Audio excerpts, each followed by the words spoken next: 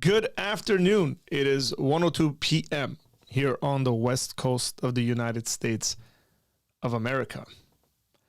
I'm going to introduce my guest. We're going to come in there. We're not going to waste any time because it's his third time on our podcast, and he's joint tied for the most appearances on the podcast with Dr. Carl Moser. Today, he will be joined with that. So I want to bring in Dr. Jacob Pursley. This is your third time. Now, there was a big gap between them. I mean, the first two were really close to each other. And then I guess we took a break. And lots of things have happened in between that time, obviously. You were on the 6th and the 9th podcast. Wow. And I think I want to guess, other than my wife, you were the only other person I sat next to when I did it. And it wasn't like a virtual kind of thing. And we did that in Armenia. I remember that day. Artur, I miss you. It's good to see you again. It's been a while. I miss you too, man. You go back and forth with very long hair. Like, how does that happen, man? How do you grow it out and then? That was COVID hair. Yeah, that was my COVID time, and I wasn't going out doing public speaking or anything like that. I was just hanging out with the kids. Yeah, you were just like, whatever, man, whatever. That's kind of what I do with my beard. Sometimes I'm just like, whatever, and just let it grow because I can't grow hair.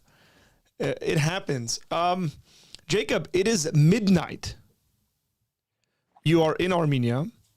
You are, yes, as a matter of fact, in a very interesting place. I mean, to a U.S.-based audience, maybe, but right, also to, we have folks that watch from all over the place in Europe and Australia. And I think we got some people that watch from Africa.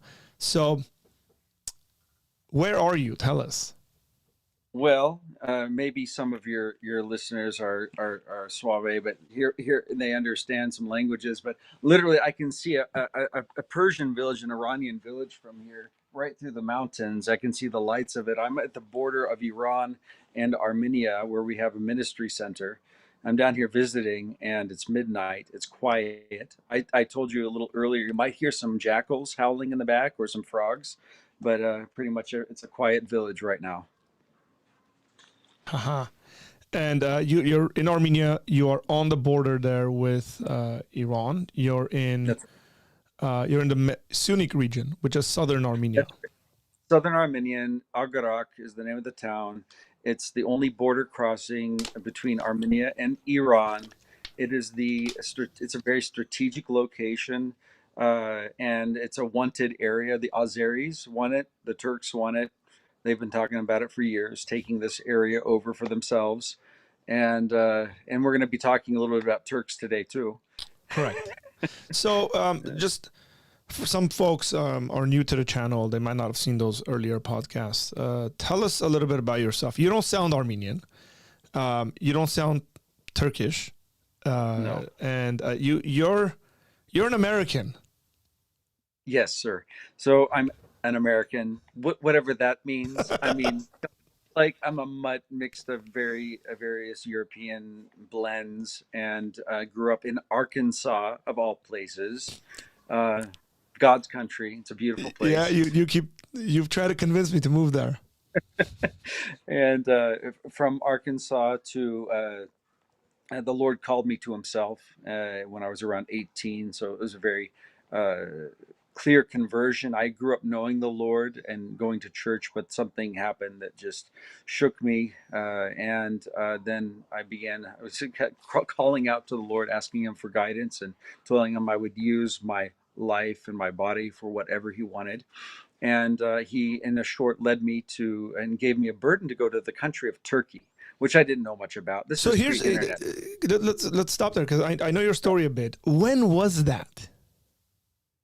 Okay, so if you want to get nitpicky with years, we can try to pinpoint. No, when did you go to Turkey is what I'm saying. Oh, yeah, my first trip was 2001, and then moved there in 2002. 2001, before or after September 11?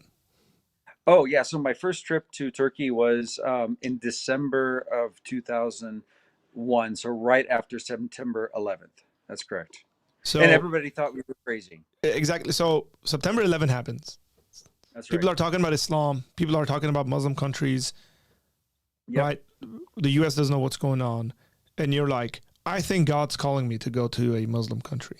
Right, and I knew I was supposed to go there in 1998, so I had I've been praying 2 to 3 hours a day for Turkey from like 98 till then. So I was full, like Hmm. this is where God called me to go. But it was interesting. 9/11 changed the United States.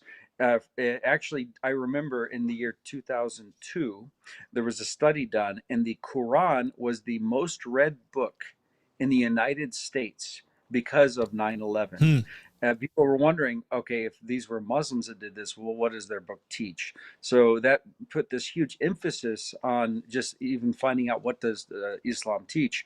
But not only that, there was a huge wave now of missionaries. Christians were like, wow, they got woke up to the Muslim world. It was kind of this kind of lost area Hmm. for unreached area, and it really helped mobilize missions. So Romans 8 says that God works all things to good for those that are called and loved and called according to his purpose. And I saw that. I saw that happen. It was amazing. Yeah. So you get up, you go to Turkey Mm-hmm.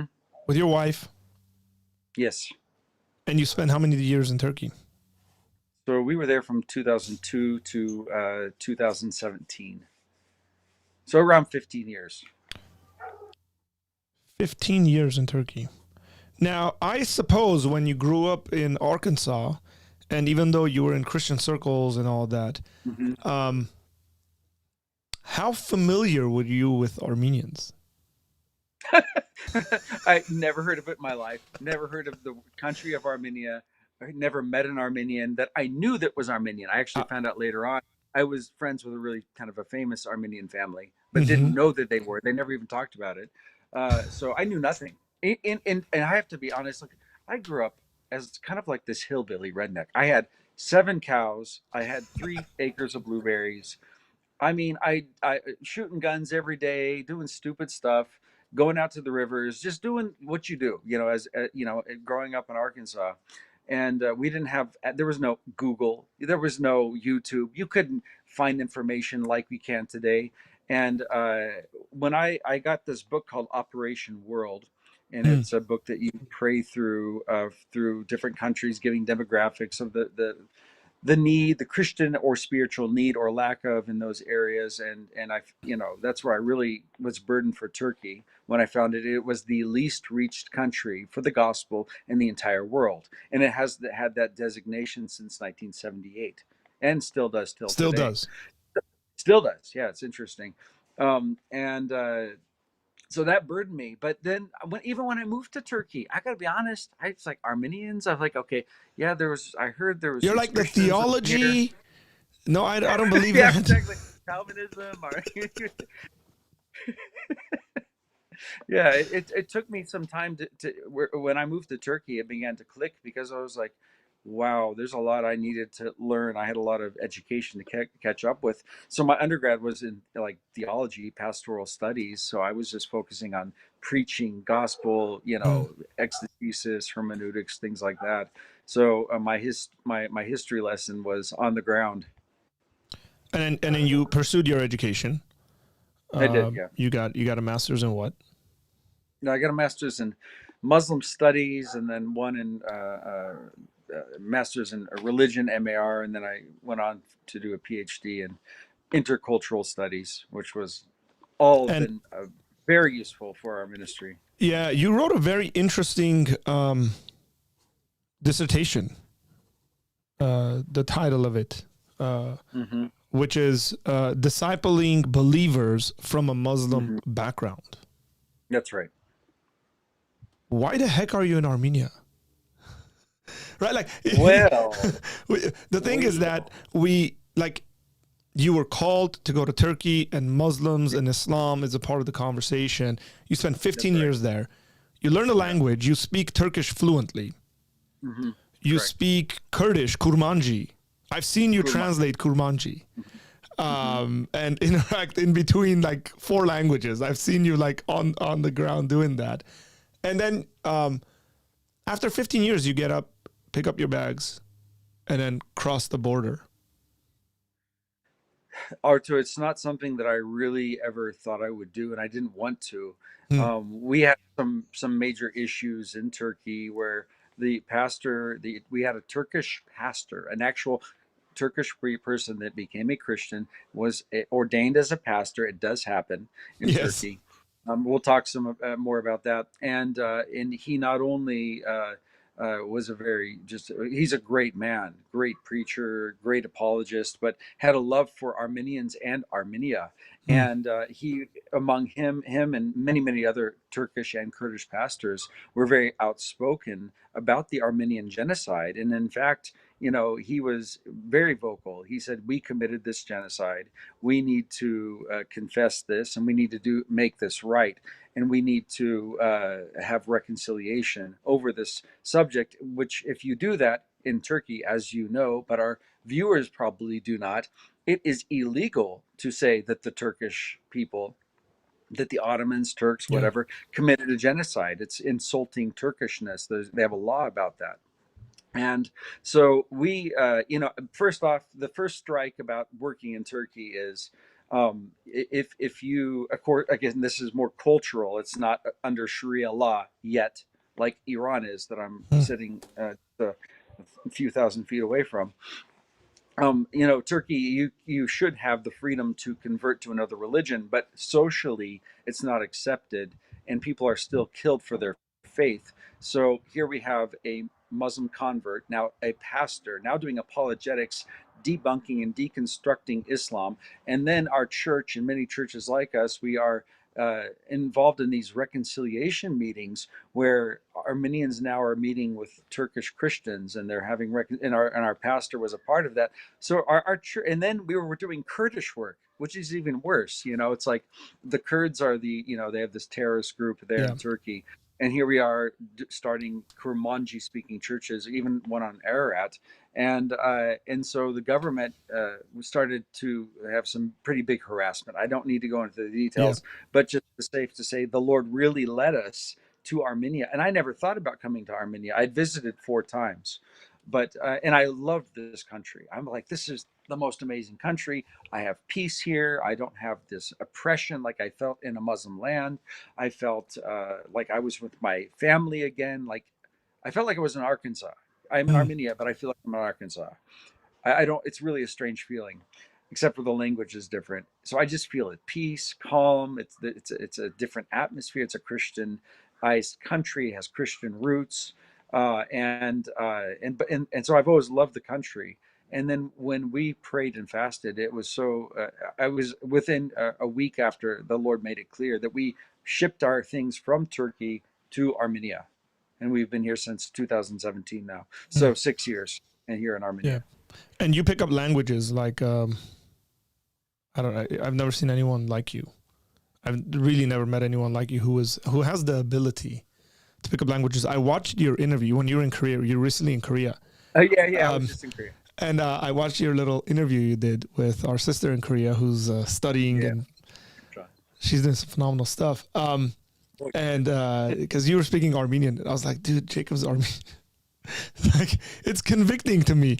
It really is. No, it is. It is. And I think it should be convicting to every single Armenian out there that you put in the effort and you learn the language. And I mean, you do it predominantly because of the gospel, because you want to see people come to know Jesus, and you realize that's the way you're going to communicate.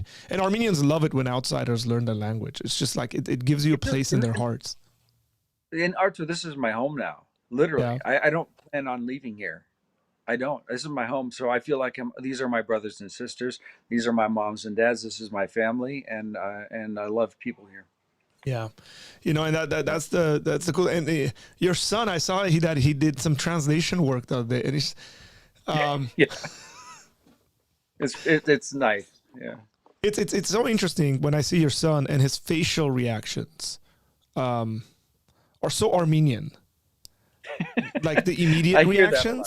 reactions are very. I mean, it's very interesting just seeing a little white boy just react the way. It's not even like Armenian from, I wouldn't even say it's Armenian in the general sense, like Armenians from Iran or Armenians from Lebanon. It's Hayastansi. It's Armenians from, the way he reacts is very Hayastansi. It's just hilarious to me.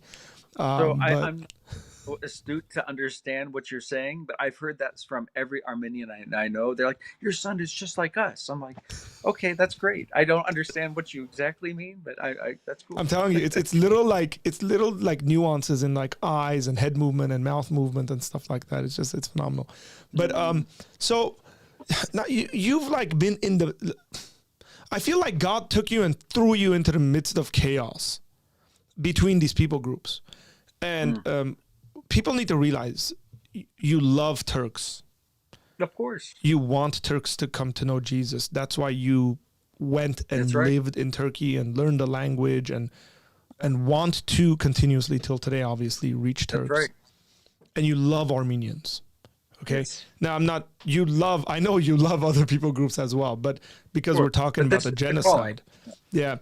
You got stuck in the middle of this stuff. Like you found yourself there and then you're like, wait, these guys have issues with those guys and those guys and those guys and they hate each other.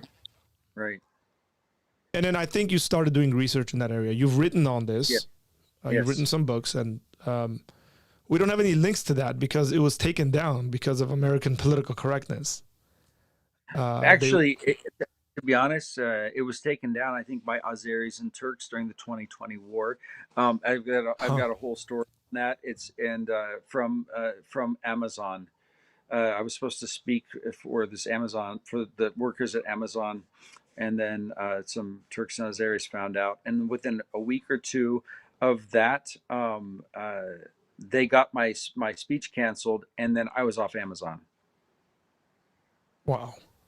Yeah, there's something about that, but that's another story. Yeah. But I can send PDF files to people. I do have a book that I wrote called The Expected Awakening in Turkey, and it's about reconciliation. And then I have a paper that's going to be published this year on the subject. Okay, so I mean, you got. We'll talk about that. So you got thrown into this, and it's like, wait, the Turks committed genocide, the Ottoman Empire committed genocide. Excuse me.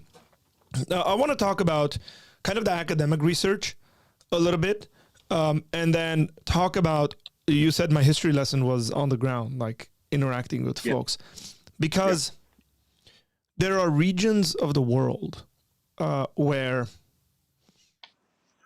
the oral tradition is still alive. Mm-hmm. People knew your grandfather and your great-grandfather because your great-great-grandfather was friends with their great-grandfather, and they haven't left their village. I mean, where you find yourself is probably people who've been living there for generations. Oh, absolutely. No, absolutely. So there's an aspect of that I think Americans sometimes miss and forget, and they don't realize, maybe by the nature of being specifically Americans and the history not being as long, as like there's feuds that people have had for 500-600 years. It's still going on. You know, that's much older than the United States. So the genocide was perpetrated by, is it fair to say Turks? Because that's a loaded term.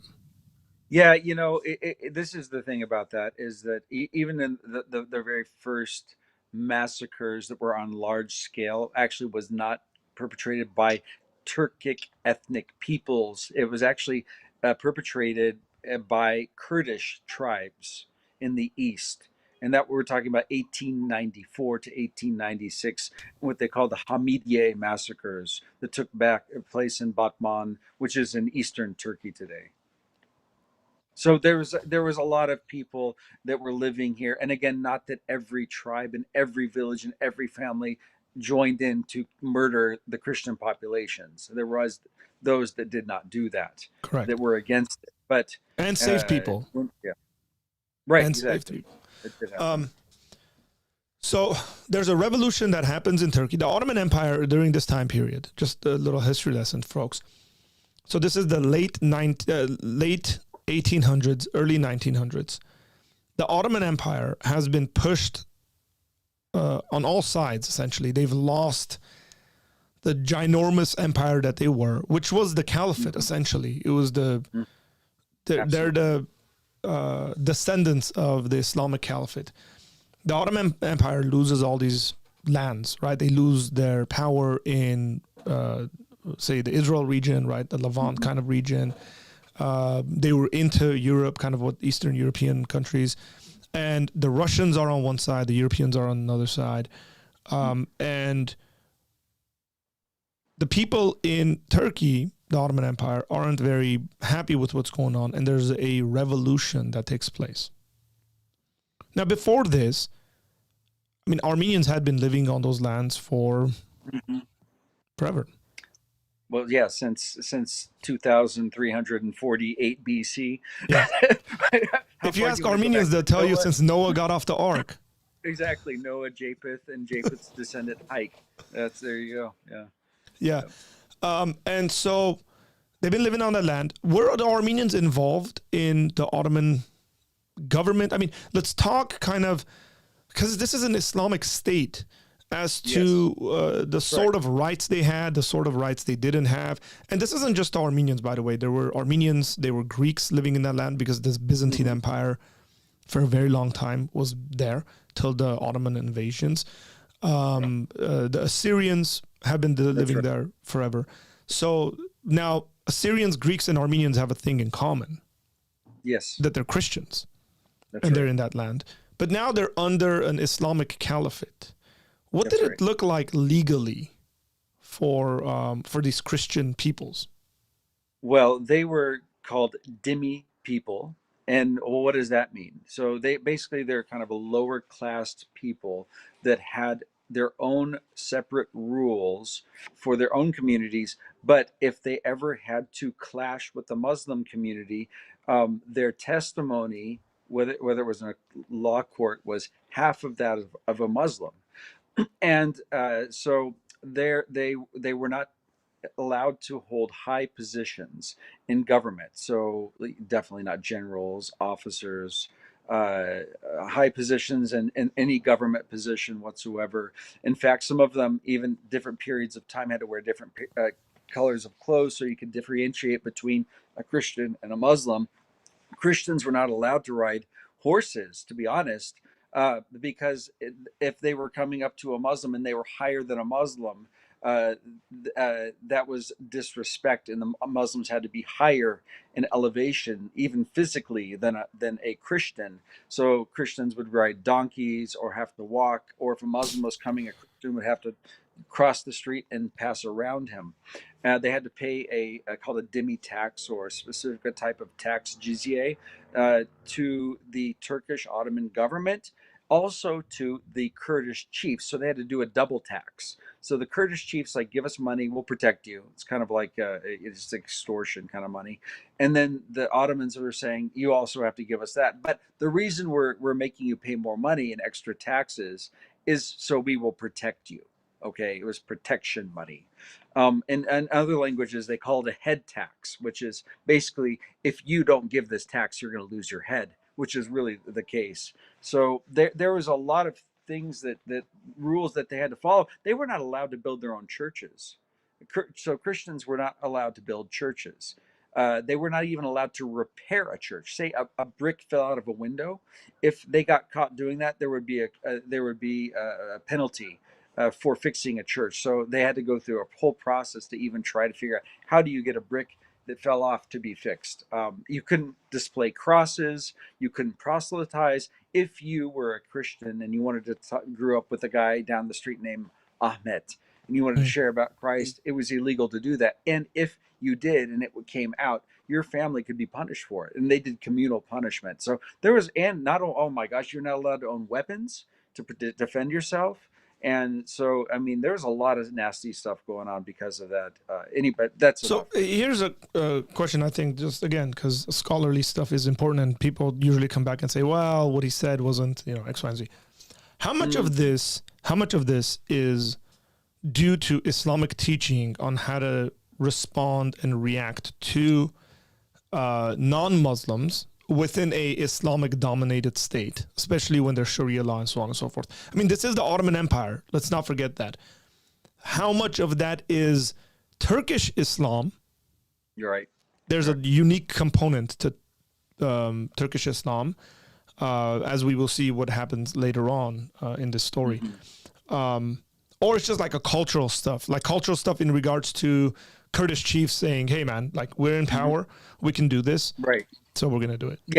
Yeah, something like that would have been more like, hey, we've got power, we're here. You also need to pay allegiance to us and show us respect and honor. We're the owners here, and you've got to submit to us. That probably didn't have to do with Islam. That was just more than that. However, whenever I look at what happens in the Muslim world, I like to first look at primary source documents. So, what does the Quran say? And are they following the Quran, which is supposed to be a Muslim's final authority for faith and practice? And to be honest, there's very little written there. The only thing that's really written there that talks about this is that I'll just maybe categorize it in three ways, which is that you are to go into the entire world as a Muslim, and you are to make the entire world submit and pay jizya tax. So I don't care where you're at, if you're under Islamic rule, you are going to make minority peoples pay this protective tax, this jizya tax to you. And that you are going to make the whole entire world submit. So there's a world conquest within in the primary source of the Quran. Also, it says that if they don't pay the jizya tax, they won't submit. It says to smite them on their necks, basically cut their heads off. And so that was really the choices that Christians had in Turkey. It was either, you submit and pay and become a dhimmi person, come under this law, or you recant your Christianity and become a Muslim. And actually, some people did that because that was very could be lucrative. I mean, all of a sudden, if you had a family of 50 people, and you were greedy, and you could then become the sole inheritor of the lands because you're a Muslim. Yeah. If you converted, then you get all the high positions, then you get the favor, then whatever. Or you can the third choice is to die. You basically say, I'm not going to submit to you, and I'm not converting, so die. You got three choices. So that's how Turkey, modern day Turkey, that used to be a Christian ized area. I mean, you think about the churches of Revelation and all the books in the Bible were written there. They came under dhimmitude in this way. Just in short. So I like to look at primary source documents, and the treatment of women, non-Muslim women specifically in the Quran, is despicable as well. It's permissible to take them as sex slaves. They call them jariyeh. And so there's a lot of really despicable things, and I find that in the primary source documents. And then you look at the hadith, and then now let's look at all of the other laws. Like, okay, you can't repair a church. Well, that's not in the Quran. You can't find it. There's stuff like that, and in fact, the Quran doesn't even know what a church was. Like there's only one word for that in the entire Quran. There's one time the word church, kanisa, is mentioned, and it's in Muhammad when he wrote the Quran. He didn't even know what that meant. He just thought it was a place you go and pray. Anyway, that's another subject. Yeah. So okay, there's this stuff happening. The Ottoman Empire is losing power. All of this. Yeah. And then there is a. Is it fair to say there's a group of political movers and shakers that go, we're done with the Sultanate, we're done with this Ottoman Caliphate kind of system. What we want to do is we want to modernize, we want to secularize to a certain extent Turkey. And this group is called the Young Turks. Yeah, so there was this guy named Cenk Uygur. No, I'm joking. There is this guy. Sorry. Yeah, not to be confused with with Cenk and the YouTube, and that whole Young Turks kind of thing. Even though I always find it really, really silly that he would name this company that. Not credit to Cenk. He's come out in recent times and spoken about the genocide and talked about how he was ignorant of it and how in Turkey he was taught that we never lost a war. So we want to get into some of these things, right? Because this is actually a part of kind of the way that things are done in Turkey, even today. So these Young Turks come about, and they have a number of leaders. The most famous probably of their leaders is Talat Pasha. And these guys, it seems to be that they have friends who are Armenians as well, Yeah, and they they make certain did. promises. They made promises. They would have their campaign slogans, and I've looked at their posters and so forth, and they said liberty, equality, brotherhood. I mean, that sounds really good. All of a sudden, we don't have to be under dimitude anymore. We're going to have the same rights as a Muslim. And they really had this great campaign. And of course, if I was an Armenian, I would have been like, praise the Lord, this is probably the answer. A new thing. We're going to have a parliament now. We're not going to have the same way, and there was that pressure from the West on the Ottoman Empire as it was dying out, to make change. So that's why the Armenians at the beginning didn't understand, that actually that's wasn't their trajectory. Their trajectory was complete annihilation of the Christian population. They didn't know that. So they come into power. Yeah. Okay. World War I gets going. Mm. Right.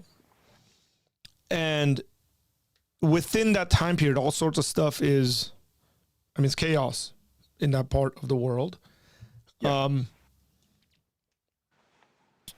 It's fair to say, there's obviously Armenian groups that are there that are like, these are our ancestral homelands. They're probably politically connecting themselves with different groups and factions, because there's essentially, at this time period, there's two Armenias, if you can think about it that way. Historically, there has been multiple Armenian kingdoms at different time periods, right? But when we say two Armenias, we mean one in regards to modern day Armenia, which was under the Tsarist Russian Empire. And then the other Armenia would have been Armenia that is under the Ottoman rulership. And people are afraid, according to them, and I'm sure some of that is there, but whether the fear justifies the way they treated folks. So they start these campaigns. And the reason why we're having this conversation, by the way, is because Monday is April the 24th, which is the Remembrance Day for the Armenian Genocide. It's been 108 years. We're coming up on that. And why is this still an issue? Well, partly the reason it's an issue is because the Turkish government still denies that there was a genocide. As a matter of fact, you're going to see a lot of propaganda be shared within the next week about they have various World War I commemorations and stuff on that day, and they try to kind of really wash away history. And again, we'll come to that, but they start these campaigns where they systematically arrest, deport leaders, movers, shakers, politicians, men who could fight back. They separate folks. If anybody is listening or watching this and thinking the Holocaust in regards to trains and people full of them, that's all happening during this time period. And they start eradicating the Armenian population. As a matter of fact, it ends up being that they eradicate 80% of the Armenian population in that region. Now, how were these done? Because it's very interesting when you look at the historical record. It's not necessarily the case where Turkish soldiers, even though there was that, are systematically going into homes and just shooting people and killing them or something like that. It's done in a more subtle way, it seems to me, in some parts at least. Well, they incited people. I mean, the mullahs and the imams, the basically the Muslim clerics, they had this campaign where they had fatwas, or kind of this commands to jihad, to holy war, and I've got, look, now some of this stuff is just going to be word of mouth. I've got a lot of oral history behind me, 15 years of hanging out with Kurds in villages. And I'm hanging out with several people, and they're like, actually, my great grandfather was Armenian, and the way that he was saved. And these guys are Kurdish Muslims now. But they know their history, what happened, and how the one grandfather was saved when he was 4 years old. A Muslim family took the little Armenian child away, and then when the Kurdish other Muslims found out there was an Armenian child hiding at the house, they knocked on the door, said, "Give us the child because he's going to be our seventh." Well, what does our seventh mean? That means that they were telling them at the time that if you kill 7 Armenians, you get an automatic ticket to heaven. Okay. So, and they believed it. I mean, these guys actually believe what they heard. They're like, okay, yeah, these guys are infidels. They're the enemy, and our God or our religion teaches this. And it doesn't actually say that in the Quran. It doesn't say Correct. kill 7 people and go to heaven. But anyway, they were told that. But this And is so this is what we're talking in regards to like religion proper, and then right. the way it gets boiled into like folk religion. Yeah. And then even like cultural expressions, because some people might be watching this, obviously, who are Muslims, and we have a number of folks that watch this and they go, that's nonsense. Like, we don't believe that. Nobody teaches that. Correct. Would completely agree with that. But that's the way these imams and these teachers, and I'm sure based on the vast amount of literature that there is in Islam, apart from the Quran, the hadiths, that people can extrapolate all sorts of weird things that a Muslim sitting today watching this would say, that's just nonsense. They should have never done that. We get it, but nonetheless they did. And that's the folk aspect of this. That's the, what was I talking about was this Turkishness, right? It's like what you mentioned earlier was like, it's illegal to insult Turkishness. Turkishness, It's that's like, right. what the heck is that? Right? It's like, again, it's illegal to, let's just say, to insult Americanness. Like, what does that mean? Does that mean like I don't say the Pledge of Allegiance? Does that mean I'm like what does that look like? I say something negative about the president? Like, Very arbitrary. It's up to the listener, reader response kind of thing. yeah.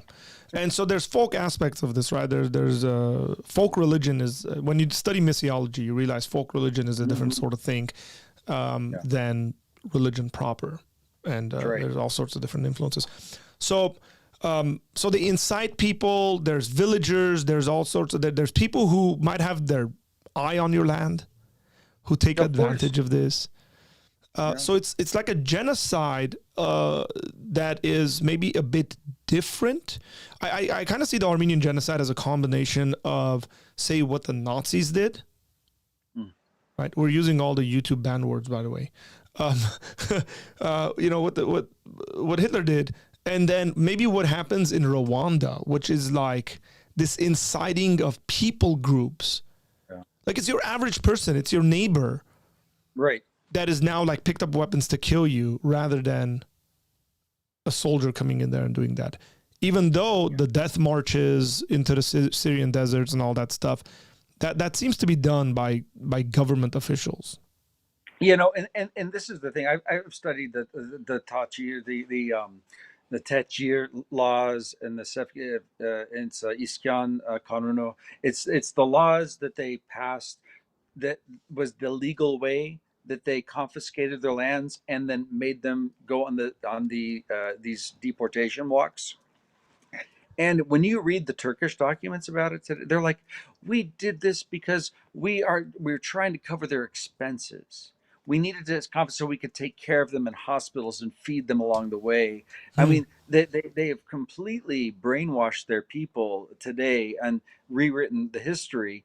And you know what I wish I would have been alive during that time to see how they actually explain that. I mean, they probably use some of the same things. Oh, we're going to take their lands. It's a time of war to keep them safe out of, this. We're going to be taking their lands, and we'll return it. Maybe, right?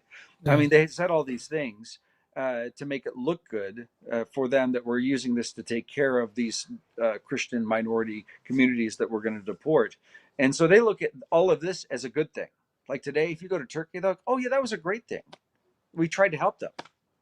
Yeah, and so there's a narrative in Turkey where, hey, we try to help these Armenians, this Christian population, and what they did is they tried to align themselves with the enemy, and they fought. They kind of they bit the hand that was feeding them and stuff like that, and so they came at us, and then so we reacted, we responded.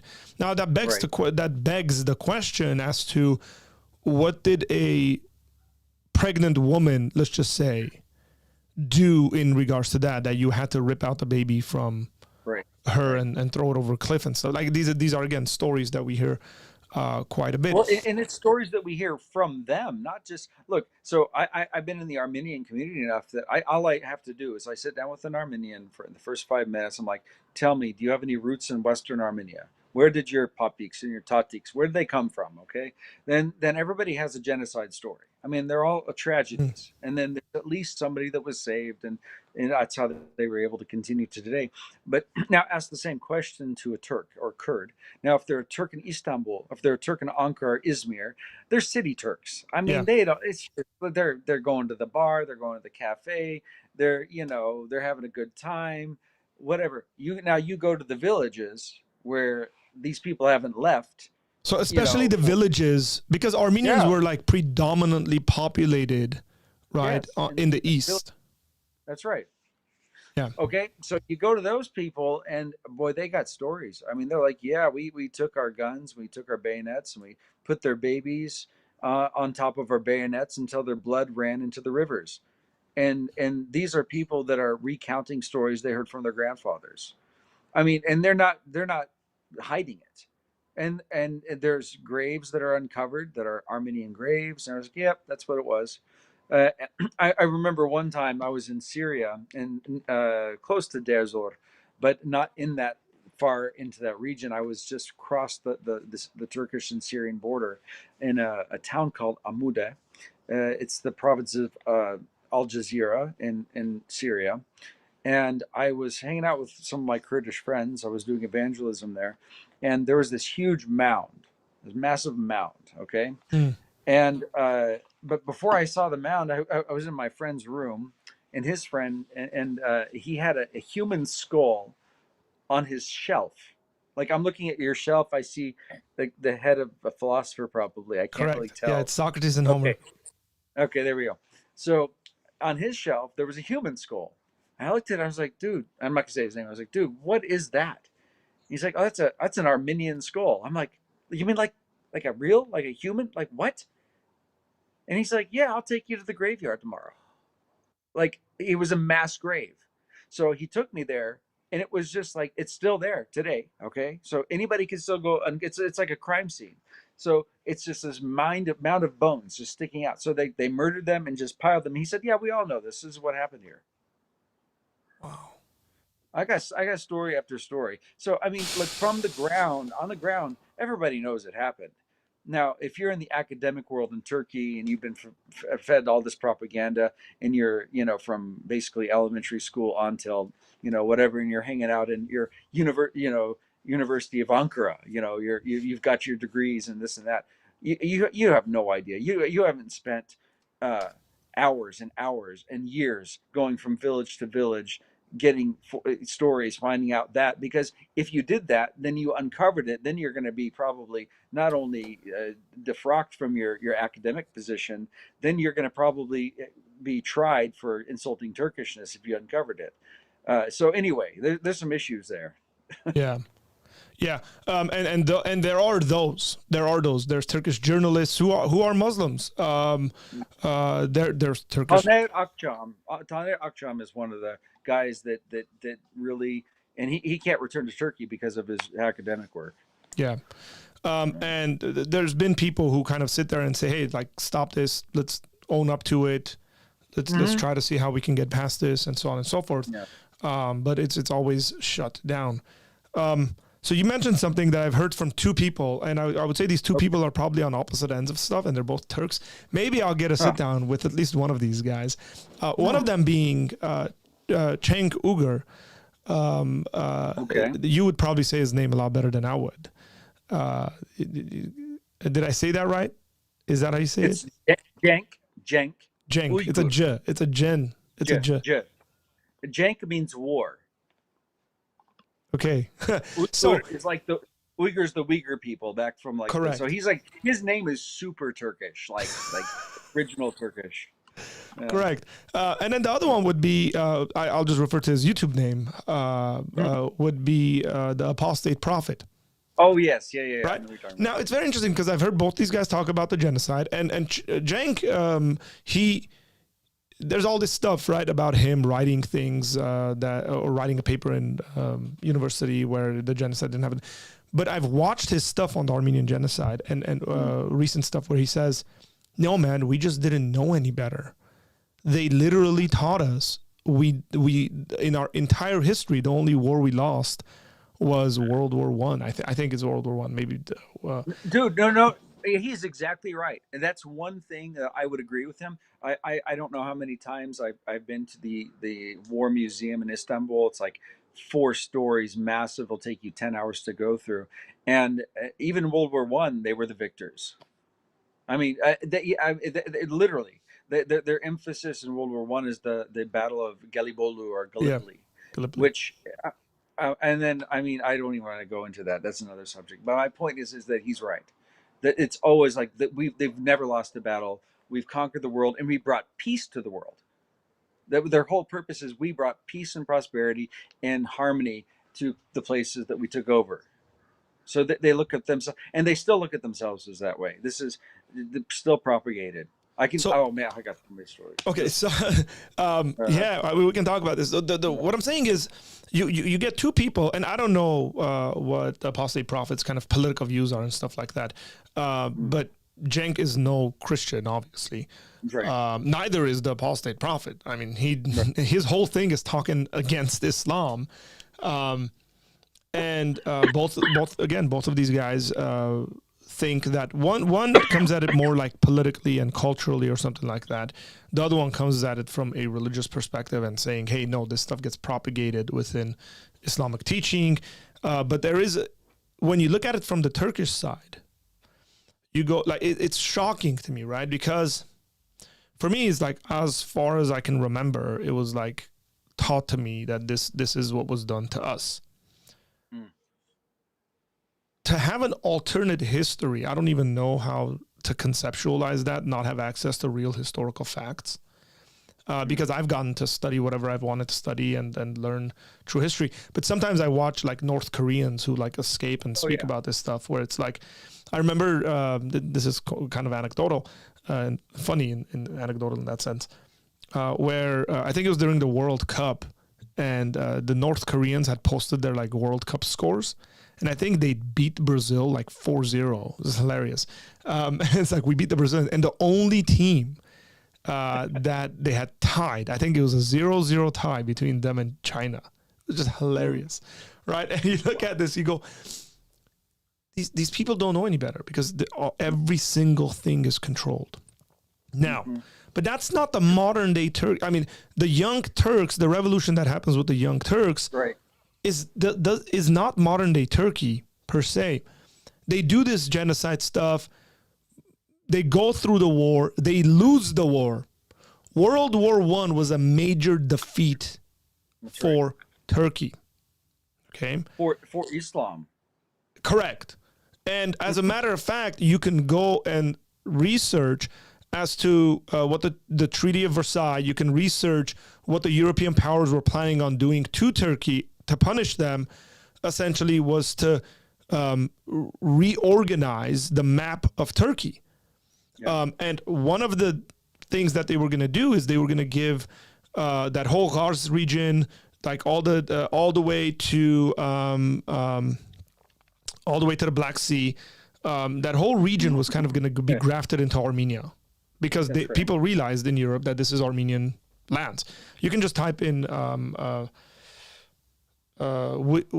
Woodrow Wilson's Armenia map. You'll see what Woodrow Wilson was planning. But also, like, there was going to be a Greek.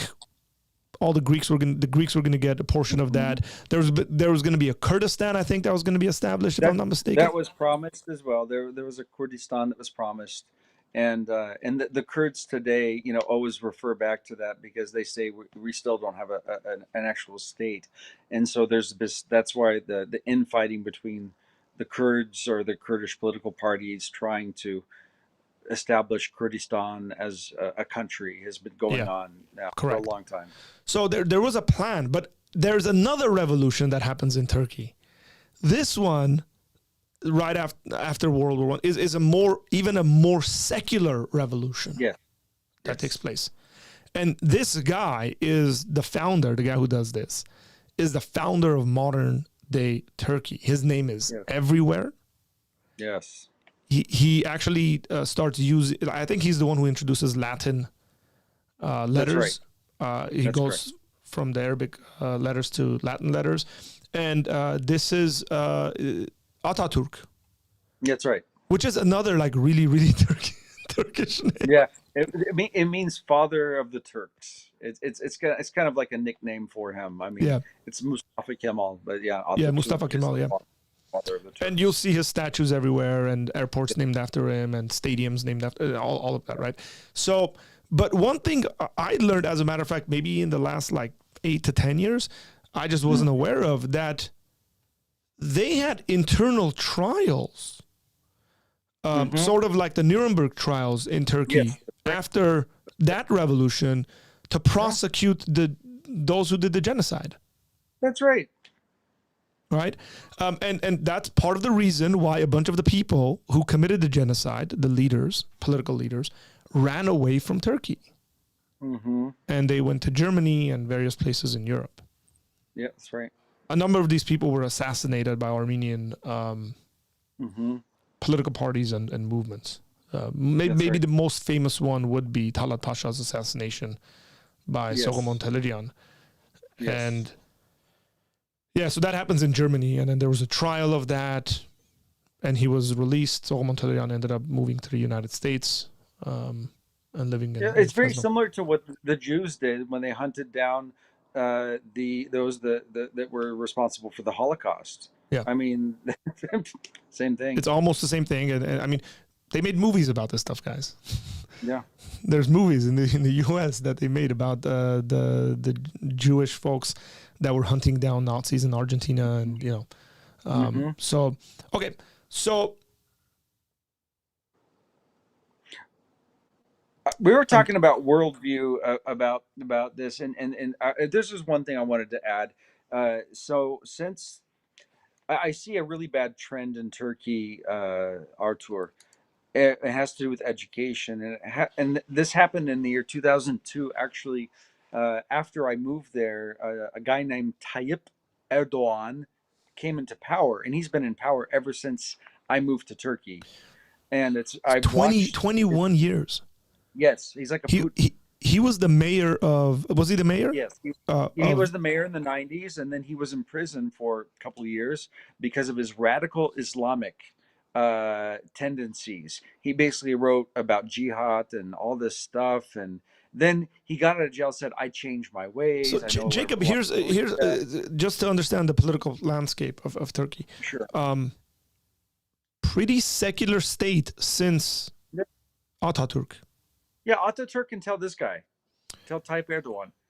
So he gets jailed for being an extremist, That's right. an Islamic extremist, He was according Islamic. to the Turkish government. That's right. He's a But he political did leader. He say gets jailed. some like Islamic radical stuff. Yeah. Yeah. So he gets out. He goes, "I've changed my mind." All this stuff, and then Yeah, I've becomes. repented. I turned a new leaf and all that. And but yeah, whatever. Come on, like anybody believes that? Because now you can actually see what he's been doing.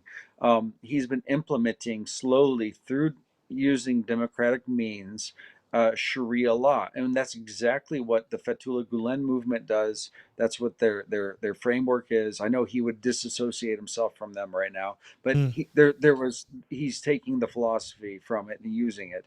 And what I've seen with the education when it comes to the genocide is this: is they introduced religious education at younger elementary level grades. They have opened more what they call like religious schools, thousands and thousands, and the people in Turkey are so polarized. You have like the others that are like, I'm gonna say like the guys hanging out in Times Square, Turks. They're in the cool places in Istanbul, the cool places in Ankara, Izmir, Antalya. You know, they want to have nothing to do with this. They're more secular. I would say, leftist, Western leaning Turks. And then you have the other ones that are becoming more and more radicalized because of Tayyip Erdogan's emphasis in the education and law system to bring in Islam. So it's getting more difficult there because of that. And so you'll find 14-year-olds that will be saying how amazing the Ottoman Empire was. We need to bring the Ottoman Empire back. We need to Wow. take over the world again. And I've talked to 14-year-olds that actually believe that. And that would have you would have never had that conversation back in the year in the 90s. They would have been like, "What are you talking about? That's crazy." But Yeah, I mean the fact that I've seen quite a bit of political and non-political Turks, whether on the internet or like if you're in the spaces and then you get comments like even on YouTube, like sometimes I'll get this stuff on like Instagram and YouTube and Twitter where I'll go to the person's profile, like in the profile there'll be a wolf emoji. Oh my God! Now to Americans that it's a wolf. Oh, Native American Indian, cool. That's Yeah, exactly. Like, yeah, they like wolves a lot. And then what you don't realize, it's essentially a neo-Ottoman terrorist arm organization. It's called the Grey Wolves. Symbol. It's an ultra-nationalist organization that essentially is like all things Turkishness. And you get political leaders who actually make the Grey Wolf. They have a sign that they do. And again, people are like unsuspecting because they don't know what they're doing, but they're essentially telling folks, "Hey, yeah, good, we committed the genocide." Hey, just a little fun fact for your Armenian understanding speakers: Gray wolves are Boz Kurt. Just let the listener understand. They call them Boz Kurt. Interesting. Anyway, go ahead. Very interesting. Our Armenian listeners will find that interesting. All right. So that threw me off. Look, a question has been asked. I'm sorry. I had to say that. It's okay. Yeah. So there's a question that came in. I think we want to. This is a good question because it makes sense to talk about this. Can we get a precise definition of genocide? I mean, I would say the precise definition is a concerted effort to wipe out an entire ethnic group, going back from side, right, murder or killing of a genealogy of a people, of a group. So that's what that is. And but what's interesting about that is that I don't know, genocide would be correct. I'm going to use the word, but I feel like there's a huge religious aspect to it because they were focusing on Greeks and Syriacs as well. It wasn't just the Armenians. There was 250,000 Syriacs that were murdered, and I don't even know the exact number of Greeks, to be honest. So there was a major religious aspect to this. Yeah. So I would say genocide is the systematic murder or mass murder or killing of people based on ideology or ethnicity or religion. Because that encompasses. Yeah, because it's not just ethnicity, right? Like in this case, it's ethnicity and religion. It seems to be the case. Right.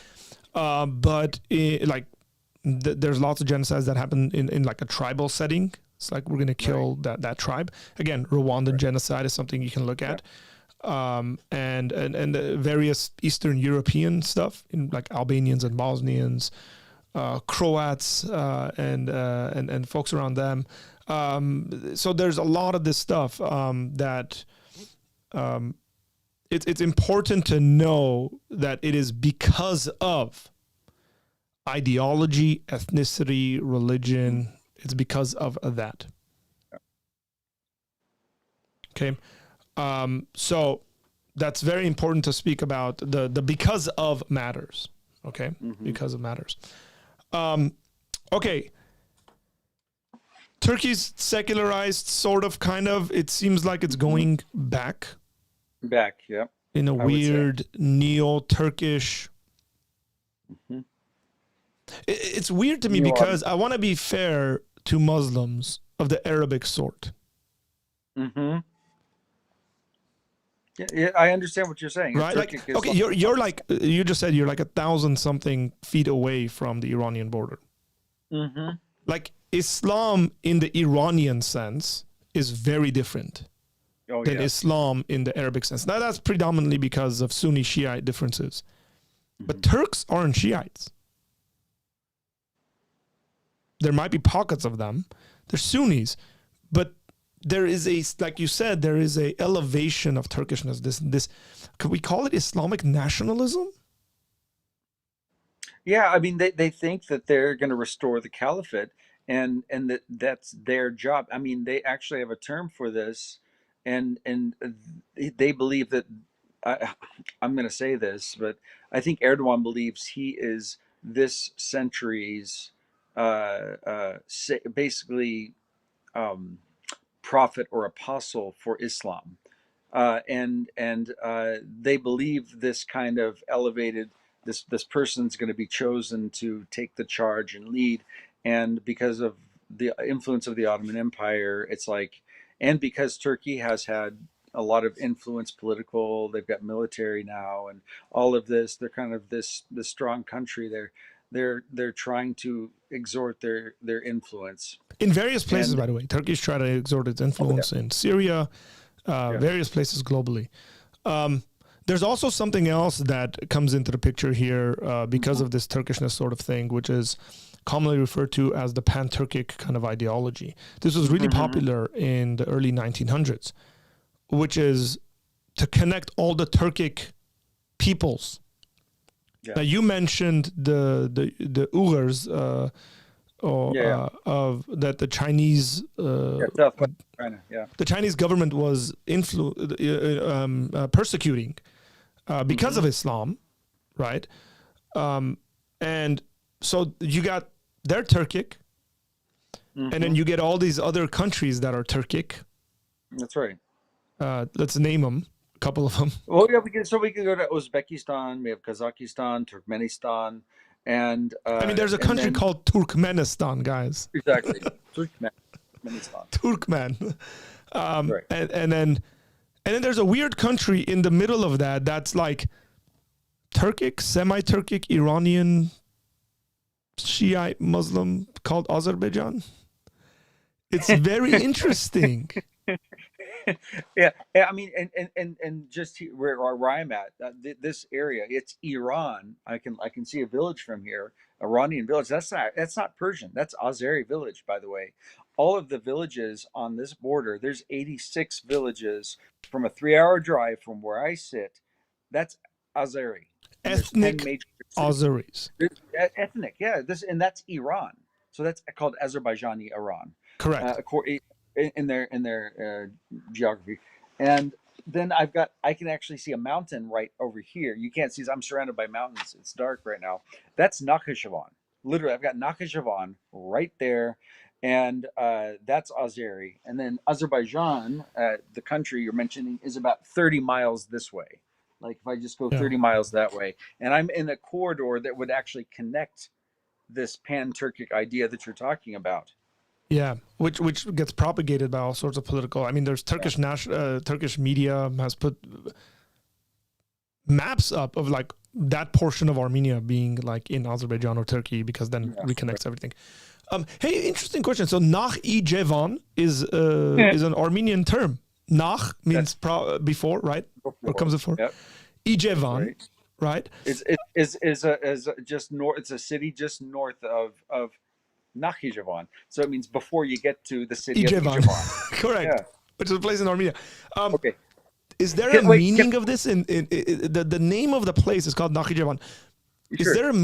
Is there Azeri meaning of like this? That Azeri word? So let me tell you this. You're going to get a kick out of this. So the word for Noah in Azeri and in Turkish language is Nuh. Okay. Okay. So the word to come out of something is the verb çıkmak, okay, çıkmak. And so what they do is they put the word together in their language, and it means Nuh çıkan. Okay, it's the place that Noah came out of. Okay, there you go. I just gave it to you.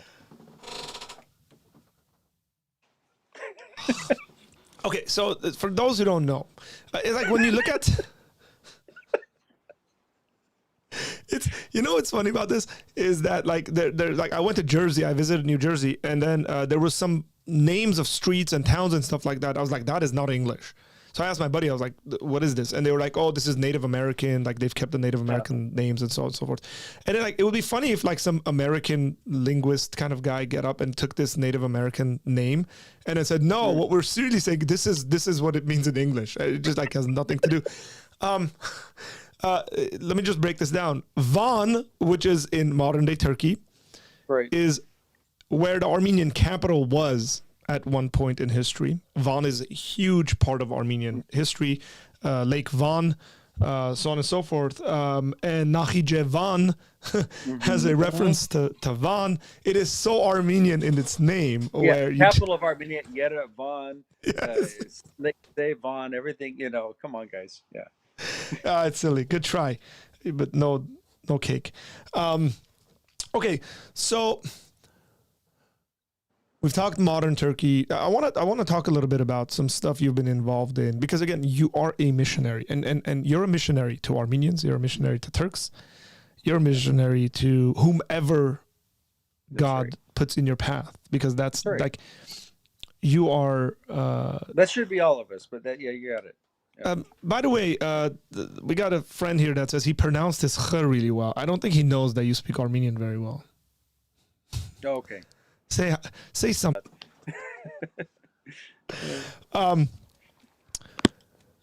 Let's talk modern day Turkey religious kind of landscape. You said it's the most unreached people group. Still, what's the population of Turkey? So I'm really glad you brought this up. This is the thing I really wanted to talk about actually with you tonight. Tonight, my time anyway. So the population's around 86 million, something around that. And it's still been about 99.8% Muslim according to the books, but that's according to Turkey. Now, if you get into the nitty gritty and you look at the demographics, you have like the Alevi people, and the Alevi people there are several million, and they would not say that they're Sunni Muslim. Okay, so you've got all this kind of, it's not really what it seems, but they're definitely not Christian. Okay, let's just put it down and put it there. I mean, what's the Kurdish population? Do you know? Again, if you're Kurdish, if I'm thinking from their perspective, they always want to inflate their numbers. They say we're 20 million, and that could be true. And it might be more like 15, but it could be 20. Google's telling us 14 million. Right. So there you go. Yeah. So what's the religious ethnic makeup of Kurds in Turkey? Yeah. So Kurdish are primarily Sunni as well. Same as Turks. They're Sunni Muslims. Don't they also, wouldn't they also have some kind of a connection to maybe like the Yazidis and then like folk religion, like Yazidi folk religion? Okay, so so there's Yazidi Kurds, and that's a whole nother subject, and it's actually more complicated than I just said. And they actually have their own religion, and it is not Islam. It's kind of going back to Zoroastrianism, worshiping a peacock angel. They have their whole 7 angels that they worship and different things like that. They have their ceremonies, and their temple is Lalish in Iraq. And so there's a lot of Yazidi Kurds, but then there are the Muslim Kurds that were Islamized, starting when the first Arab Muslim armies came into these lands. So they were probably converts or forced converts from Yazidism, Zoroastrianism, something like that. Yeah. Again, I say the reason why I'm asking these questions and pointing them out is so that audience is aware of how complicated some of these matters are. Okay, in regards to ethnic groups, in regards to your religion being ascribed to you as an ethnic group. Right. So, for example, you can be an atheist Armenian in Turkey. Nobody's going to care you're an atheist. You're Armenian, which means you're a Christian. You can say you're an atheist all you want. People just don't care. And it's the other side. It's the same thing on the Armenian side.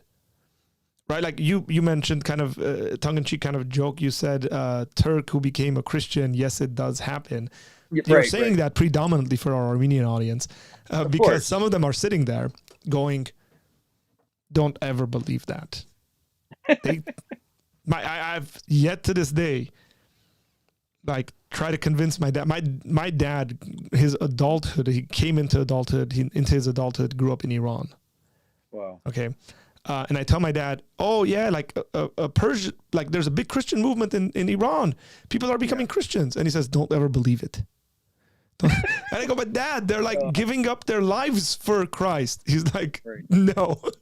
Turks became Christians. He's like, I don't believe it. Because it's just your ethnicity, your religion, it's one and the same. So clearly there's people who are becoming Christians, Turks, Kurds, who are becoming Christians. You've seen them. I've met some of them. I've heard some of them speak. I've wept with some of them. We've prayed together and eaten together and drank together. Some of these guys are so brave in regards to the sort of stuff that they do.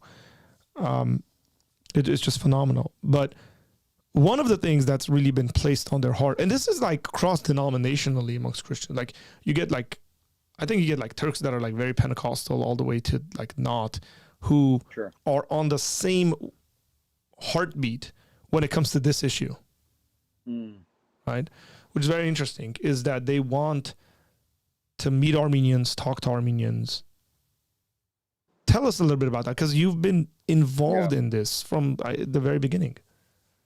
Well, let me just do a quick history on the Turkish evangelical church, or Turkish converts from Islam to Christianity, because this is fascinating. And then it gets to this point. And there's been pretty good studies done on this, that in the 1950s, get this, so the genocide happens. So think about the population of what we think of modern day Turkey, Arthur, 11 million people, and maybe 4.5 million of them were Christian background. The genocide happens. Now you're down to like 99% Muslim, right? Where'd the Christians go? Well, they were deported, they fled, or they were killed. So in 1950, in the 1950s, there was 10 known Turkish believers, only 10 in the 1950s. Known. In 1961, so you got to remember, 1923, so Ataturk established Turkey. Well, he shut down all the missionary schools. We had missionary schools, hospitals, workers doing Christian work all over the country. They were gone. I mean, they had to leave because of the massacres as well. So that was gone. So no missionaries, no churches, no Christians. What do you expect? Why is it the least reached country in the world? Well, the genocide. So in 1961, after the genocide, the first missionary exploration teams go to Turkey. 1961. In 1966, finally, the first team arrives to do church planning in Turkey. In 1970s, that's when more organizations kind of come together. They decided to work there. And in 1978, there was 50 known converts. So 50, that's it. So now today, if I'm going to do a rough estimate, it's hard to get concrete numbers, but we have probably 7, maybe 8,000 Christians, which we're doing better than 10 now. And we have around 175 new churches that have started, that are led by Turkish or Kurdish pastors. So it's there's something that's happening that hadn't happened before.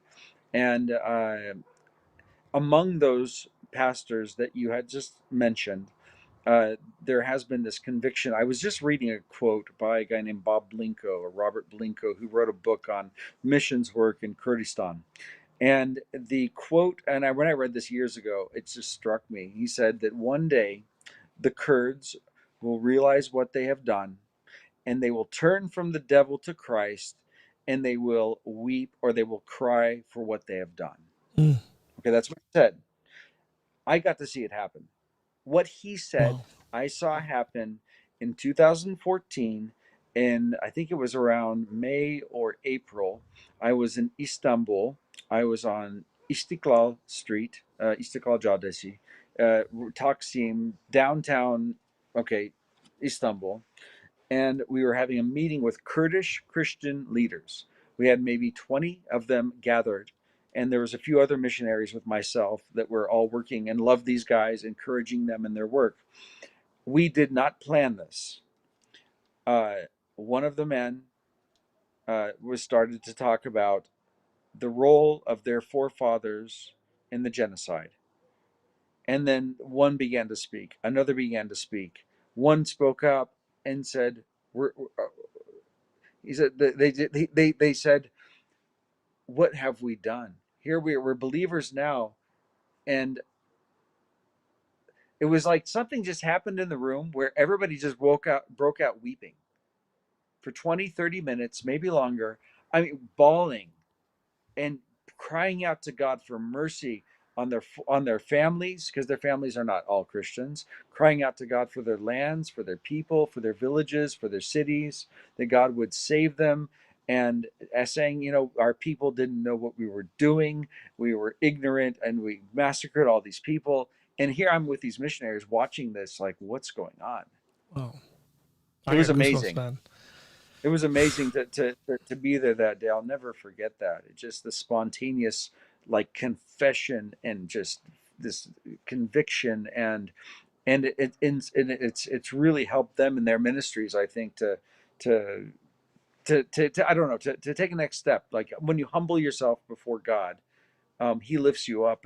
And saying that your people or your families did something that despicable, that's really humbling to do. But God gives Yeah. grace to the humble. So. Amen. Amen.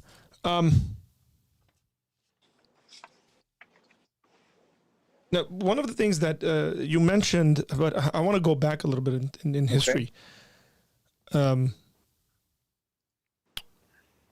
You mentioned the missionaries coming in the 50s and 60s, That's correct? Right. Before that, there were American missionaries. This is when the Ottoman Empire was around. That's right. There were American missionaries that were sent to Turkey to reach Muslims. And then, to their surprise, they found out that there's like ethnic Christian identifying people groups there, predominantly Armenian. And they realized that they have more commonalities with these Armenians, and they started doing translations of the Bible into this really funny language. I've seen this Bible, and it's fascinating to me, because I think it's in Turkish, but with Armenian letters, or is it? Yeah, that's right. You got it. It's so weird. And they did that with Kurdish too. So you can find Kurmanji language, but with Armenian letters. It's so interesting. Like, because the Armenians' predominant language was right. Turkish and Kurdish. They were preaching in Turkish, preaching in Kurdish. Yes, there was Armenian as well. The language was being used in different areas, but not everybody did.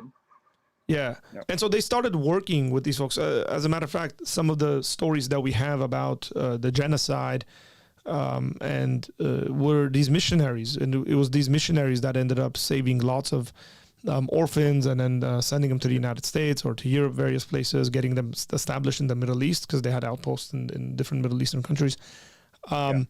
So they did quite a bit of work. So after the genocide, this entire missionary movement that was already happening in Turkey just completely stopped. Yeah. Thus being the least reached country in the world, because everybody was massacred, everybody had to leave. It's kind of like who the people you were in connection with, are no longer there. The house is burned down, you leave it, and that's it. This reminds me of a story that... So not the last time. I think I was in Armenia. Yeah. So I visited a family member in Armenia, and we were talking. These people aren't believers, in the sense that really committed to Jesus. I mean, they'll identify as Christians. We were talking, and my mom had told me, when I became a Christian, my mom was like, "Oh, when I was a kid." My mom is originally from Isfahan in Iran, and Julfa, or New Julfa kind of area.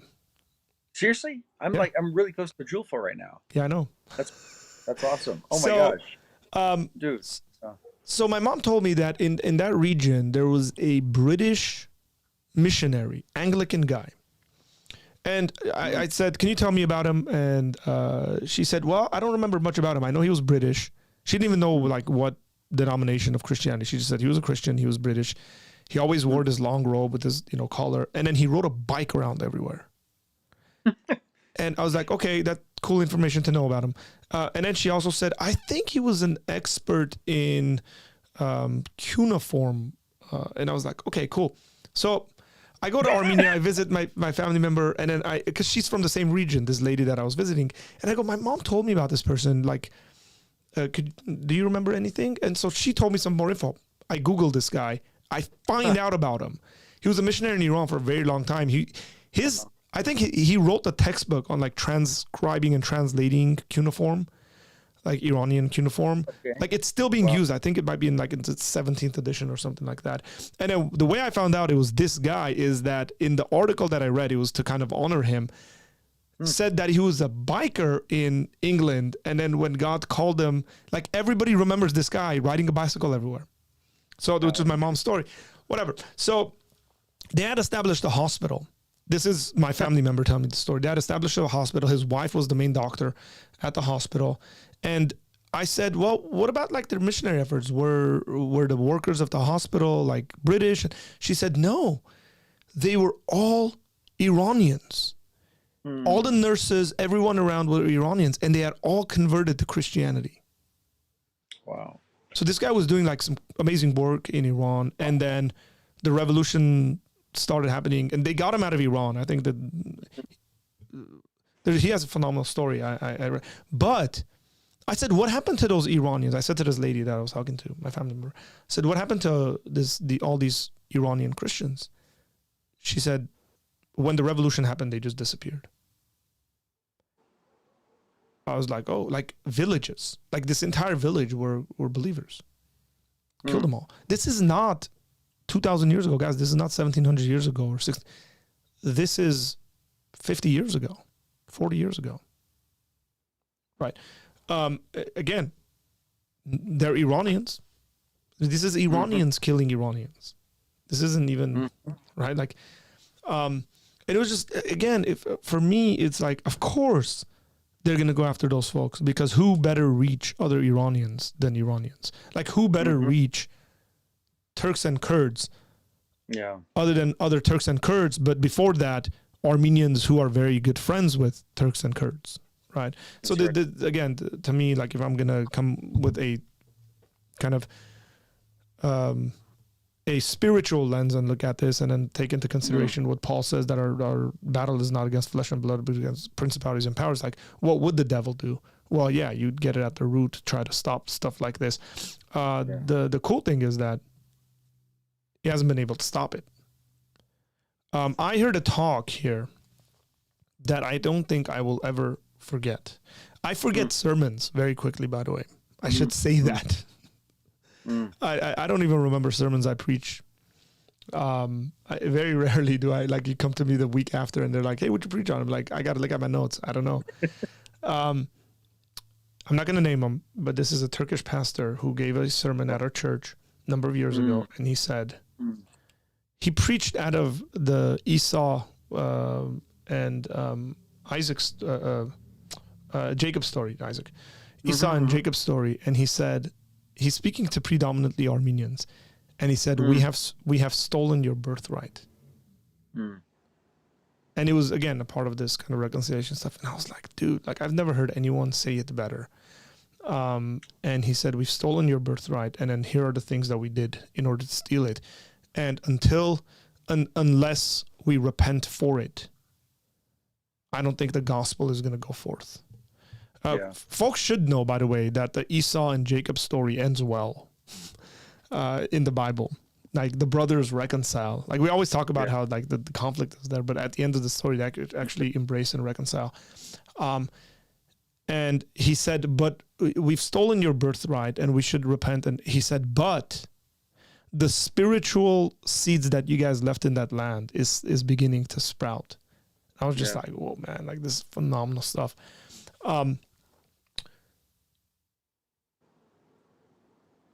You're doing something unique because you said that your dissertation was on discipling converts, former Muslims, converts. Mm-hmm. Well, this is gonna be a leading question. I'm trying to phrase it in a way where it's not leading, but there's a bias here. Mm-hmm. Do you actually think Armenians are the best people to reach Turks with the gospel? All right, I'm going to give you As a non-Armenian. I think Armenians have been strategically placed by God in every country in the world that they speak their own language, Armenian natively, and they speak the language of the culture in the country that they have been exiled to. Interesting wording. And they know both of the cultures, and if they truly follow Jesus Christ and his commands to make disciples and to baptize and to do all those things, that God has, more than any other people group in the earth, they are the most strategically placed missionaries. So whether it's That's an in insane Iran, statement you just made. Like, that's crazy. so think More about than it. any, So yeah. the Armenians in Iran, Armenians in the country of Georgia, Armenians in the country of Russia, Armenians in China, like there's Armenians in Korea. I mean, they're everywhere, and they're native speakers. They've grown up there. They have the networks. They have everything, and if they use their God-given strategic uh, locations in their exile to bless the people and the countries that they're in, spiritual blessing, Mm. um, that is something that American cannot do, a German cannot do, another a Brazilian, a Korean, or something like that. And when I look at the country of Armenia, Armenia proper, where I'm at, I mean, we are located among the most unreached places in the world for the gospel. And Armenia is a place where you can freely preach the gospel. You can have printed Bibles. Nobody's gonna kill you for it. You know, things like that. Like What was the Bible you had in front of you just pulled out, by the way? Can you show that this again? one. Yeah, I will. I will. This one's not so easy to get away with, just a few thousand feet that way. Correct. That's a That's a Persian Farsi Bible. Yeah. And so I believe that this location, God has preserved the Armenian people for this time to awaken up to fulfill that calling, which is the calling of Christ. I just had this argument with a good friend of mine. And if he watches this, I love you. He's a doctor here in Armenia. And he said, Jacob, you're just saying that everybody should be a missionary? I'm like, well, I said, look, I said, the Bible, Jesus says we're to go into all the world and to make disciples and to baptize and to teach all nations to obey all that Christ has commanded. And I said, what do you think that means? Is that me saying that you should do that, or is that Jesus? And I said, this is the Christian calling. So whether it's you and your sphere of influence, where you're a doctor with patients, you can do that. If it's traveling to these different countries to do that, then do that. But this is the Christian call. Whether you send people to do it, you do it yourself, you do it with the people that you're around, you give, or of course we pray. And I mean, think about the location, and this might be non-Armenian people that just have no idea where Armenia is. Please look at a map, but we're literally located next to Iran, Nakhchivan, Azerbaijan, and Turkey. And just farther north from here, the country of Georgia, the borders of it, there's this whole area called Ajaria, and I'm pretty sure there's no churches there, and it's all predominantly Muslim. And I've been through almost every village. I've never seen a church there. I don't think there's one Christian. So we're just surrounded by Muslims, basically. And you're and where it's very difficult to be a Christian and to freely preach the gospel. And in some cases, like Iran, it's a capital punishment to convert to Christianity. If you're Iranian, yeah. That's right, yes. If you're Iranian. Right. They're okay with you being a Syrian and Armenian and being a Christian. Right. But if you're Iranian, and you can proselytize to Iranians. There's another thing there. I mean, you're talking about Armenia being a quote-unquote Christian nation. I personally don't like that kind of terminology, but it's Christian influence, right? Yes. definitely Christian influenced. But there's something like there's like a sore thumb in that situation, is that even though there's an influence of Christianity in Armenia, that Hmm. influence was in a very spearheaded fashion tried to be deleted Hmm.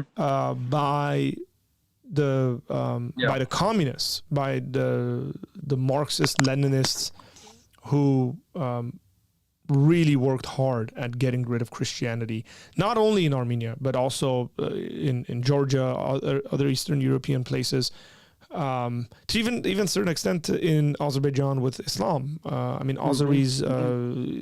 Islam and their recent like Yeah. reignitement to Islam and stuff like that is very, The, very the, the, recent. the term that we use is Russified Muslims. It's kind of an interesting term. Because you get that Russified. in the you get that Yep. in like the Tajikistans and the Uzbekistans and all Hmm. that stuff. Yeah. Um, By the way, in regards to the missionary thing, I get that comment when people say, "Do you think everyone should be apologists?" I'm like, "Well, you don't have a choice. Give a defense for the hope that is Right. in you." It's like There you go. It's just all do it together. wherever you are. I mean, everybody doesn't have Right. to get up and move somewhere You else. might not go cross culturally. You might not, but you're going to do it. Yeah, That's it's right. the priesthood of all believers. I mean, this is essentially what the Protestant reformers were talking about when it came to the I priesthood love of all that. believers. That's just Mm. we're all called to that. Doesn't matter what you are. So there was again a concentrated effort to get rid of Christianity by not only Islamic influence in Armenia, but also Mhm. the Russian influence. Not just Russian. I shouldn't say that. I want to be fair there. It was a Marxist, Russian Marxist Stalinist, Leninist kind of, Leninist. Yeah, yep, yeah. yep. And 70 years of that, living 70 years under that, creates a very 70 years interesting. of exile. 70 years of exile. You're getting into all sorts of biblical wording and stuff. Go ahead, go Yeah, ahead. yeah. Because then it leaves Armenia in a place. When I moved to Armenia, the first thing I noticed was it was the complete inverse of the United States in this sense. When I do apologetics specifically, in the United States, younger people don't want to talk about Christianity and faith and religion, but older people do. When I was in Armenia, I realized older people don't want to talk about this stuff, but younger people Great. really want to talk about it. And like that's the first thing I noticed, even though I was Yes, born, great, raised in great Armenia, right? insight. And I Absolutely. said, Great insight. and I was like, why? And it hit me. I mean, it doesn't take a rocket scientist to figure this out. I said, well, because the older people were all educated under the Marxist Leninist nonsense. And Yeah. the younger people have the freedom actually to say, no, we want to inquire here. We want to think about what's Hmm. going on. They're more globally engaged. Even like Hmm. the idea of me growing up where like non-apostolic Armenian Christians was like really unheard of, where in Armenia, like for a lot of people, it's not even an issue. Now, for a lot of people, it is an issue, but Hmm. we can find common grounds and do all sorts of stuff together. But it was really interesting that young people were not only were they interested, but they were like zealous to have religious conversations. And I was like, man, like finally we're getting out of the grasp, the mental hold Yes. that communism had, even though it was 70 years. I mean, it's been 30 years since the fall of the Soviet Union. The influence is still there. Yeah. That Soviet Marxist Leninist thinking is still there. It's still present in the older population in various ways. What are the difficulties in? We're coming maybe to an end because it's late for you. What are the difficulties in doing missionary work in Armenia? And then I want to compare that to what are the difficulties in doing missionary work in Turkey and maybe even with Turks and Kurds. The differences there. You start wherever you want, whichever people group you want to start Okay. with. So this is the interesting question because look, Yerevan is like New York City, and where I'm at right now is like rural Arkansas. Okay. So if you're going to do a church plant in New York City and you want to do a church plant in rural Arkansas, it's going to look different and the Yes. people are different. And their approach to you as a foreigner coming in is going to be different. And there's different dialects within Armenia. There's even different. I call them languages. I don't even know what they're saying. I'm like, what is this?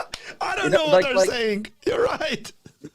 I mean, it's interesting. So, I mean, there's so many different cultures here. It's not just Armenian culture. It's, I mean, this unique province is different than like the northern provinces, and so By the way, I I blame found, the mountains.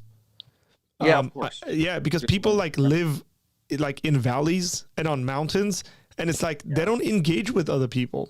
Even no, today, I met a guy that's in right. Ijevan. I met a guy in Ijevan.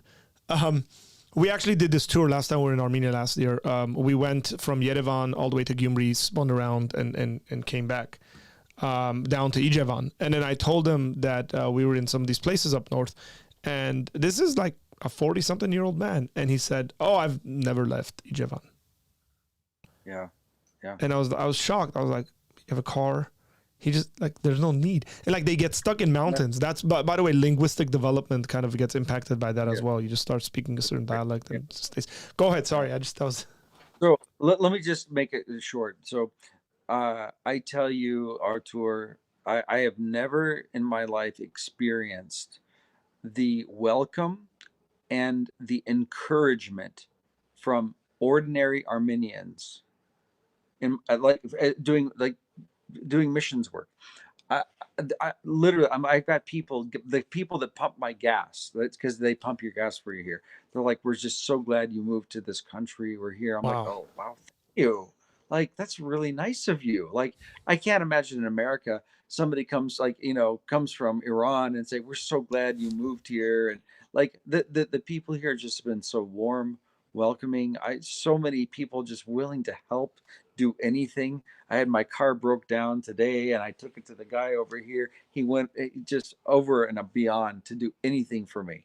Like I'm Mm, always welcomed. I've always feel that. Now, does that mean that I never have any problems with people? Yeah, there's just crazy people everywhere. Okay, there's people that take drugs in every country, or they're on different substances, and that makes them react wrongly or something. So that happens, but that's every country. But I've never had such. I just, like I said, I feel home here, and I mean that when I said that. So let me say the thing that I would say negative here is that there's a lot of suspicion. It's like, okay, you're an American, and you're what? You're here doing what? And they're like, so you work for George Soros? I'm like, what? Like, the craziest conspiracy theories come up all the time. And then I'm like, I don't. I'm like, then I didn't really know much about Soros when I moved to Armenia, but I had to learn. Like, so because people think that you're with him or something. I'm like, what? What are you talking about? Like, and then no, no. What do you? So there's a lot of debunking and things like that that mm. you have to do. Um, By the way, that's but partly because missionary work, Christianity has been such a survivalistic tool amongst Armenians. It's been our identity, and it's helped us survive. It's kept our language. Mhm. It's I mean, it's the reason why we have an alphabet, anyways. Yeah. And when people go like, "I'm a missionary, we want to reach Turks and Kurds and stuff," they go, Mhm. that's not the Mhm. Christianity we know of. And I mean, even though it's That's biblical, true. But it is interesting. There's a lot of people are saying that's a good idea. You're right. If they become Christians, we'll have better then relationships. yeah, no, yeah, people are starting kind of to understand that too. Like those that are not like I'm going to call what do you call that? True, sold out followers of Christ, born again, Yeah. whatever vocabulary you want to use. Some just ordinary people are like that's a yeah, like they should become Christians. you know? Yeah, we should tell them about Yeah, Jesus. Yeah. yeah, yeah. So I mean, I could look. There's always all kinds of stuff that happens, like negative or positive, but overall, I'm gonna say like I love serving here. I do. It's not that there's not difficulties. I love it. Turkey was a lot more difficult. So I heard something from somebody who had, like, it was a group of folks who went to Turkey, um, and they said that people just want to talk about God in Turkey. Like, you can Hmm. literally just go sit at a coffee shop and Yep. talk to a Muslim and then bring up God. Like, they will have the conversation. They'll, as a matter of fact, they'll be very open to you praying for them. Like, if Yes. you ask them, "Hey, can we pray Yes. for you?" They won't reject you. They'll accept the That's right. prayers. Um, that again, this is person to person kind of relationships, because people will sit across the table with some tea on there and some desserts and stuff like that, and just it's so counter to American culture, where people are terrified to talk about religion and politics, where that region of the world, everybody wants to talk about religion and politics. Mm-hmm. That's one thing that I loved about being in the Muslim world. I have a sister that has a ministry in Palestine and in Jordan. The other one has a ministry in Pakistan, and we've done work with each other. So I've traveled to help in these regions of the world with them. And I don't care which country, all of the Muslim cultures that I've interacted with are the same. They really do want to engage, and they're passionate about politics and religion. I try to stay away from politics. I try to Yeah. focus on the most important thing in my life, which is Christ and what he's done and what he is doing and all of those things. And but it is true, like in the West. I haven't lived in the States that long, but it's been a while. I mean, but it's Have you here in officially this. lived more than half your life outside of the States? Yes, Wow. yes, starting this year. Yeah. So I want to address a comment that just came in, because I want to call out Okay. my friend. He said he has incredible audio and video quality for someone who's in Armenia. Armenia has way better internet than the United States. Dude, the internet in this village is better than my internet in Yerevan, actually. Anyway, Do you have internet in Armenia everywhere, man? Every coffee shop, every restaurant you walk into, you're going to get really good Wi-Fi, free. So make sure you travel. We'll talk about traveling to Armenia and how people can connect with That's you. funny. But go ahead. Okay, so Muslims in Turkey, and because there's someone we know that's a mutual friend that's Armenian that lives. She still lives in Turkey, I think, but like predominantly Kurdish places. And she was telling me stuff, and I was like, where people would go to her, they're like, "Wait, you're Armenian? What are you doing here?" And then she would just be like, "Can I pray for you?" And then they were like, "Yeah." And these shepherds and villagers, like, it's just That's right. so different. There are a number. Yeah, there's a number of Armenian people from Armenia here that have moved to Turkey to evangelize and start churches and make disciples, and they are very welcomed. And I've got friends that now that have baptized Azeri converts, Turkish converts, and are discipling them, and they're now in the faith. It's pretty interesting to see. Yeah, the reason why I asked the Armenian question, by the way, earlier in regards to Armenians doing missions to Turks, the way I reason about this is no one maybe aside from Greeks and Assyrians has as much to forgive Turks than Armenians. And when If an we have any Armenian, Bulgarians here, we gotta give them a little. Yes, I'm sorry, I'm not also trying to ignore you. Yes, yes, true with the Bulgarians. Yes, Go ahead. I'm sorry, guys. When an Armenian goes and I've done this personally, I've seen this in my own life. When an Armenian says, "I don't hold this against you. Like in Christ, I've forgiven you." It's so world shattering for a Turkish individual. Frankly, I really don't care what like politically and whatever the propaganda machine is and stuff. Like everybody on the ground, everybody knows grandmothers, grandfathers, stories, all sorts of crazy info like that. When you go, "No, I love you in Christ. I forgive you. I forgive your ancestors." Like, there's no greater proclamation of the gospel than that in my mind. Because you can have every reason to hate. Every human natural justification to act in hate. And I say this because growing up, I was like filled with hate towards Turks. And that's one of the things that Christ really dealt with me and helped me process through that stuff. Wow. It's just phenomenal. And I've seen the Turkish reaction. I've seen it in person. It's just nuts. And that's why for me, it's like Armenians, like if Armenians are going to be missionaries and they should be, Turks are who you should be doing missions work to.